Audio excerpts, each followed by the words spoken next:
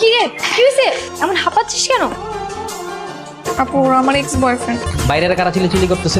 আমি তো কিছু জানি না। এটা কি? ও মুনিয়া, আমার কাজিন। সমস্যা কি? কারা আপনারা? বাসার সামনে তো হাউকাউ কিসের?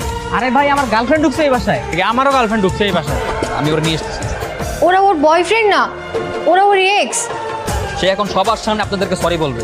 আমি সরি, আসলে হয়েছে কি আমার মনটা একটু নরম তো, তাই যেই আমাকে প্রপোজ করে আমি রাজি হয়ে যাই, আমি কাউকে না করতে পারি না।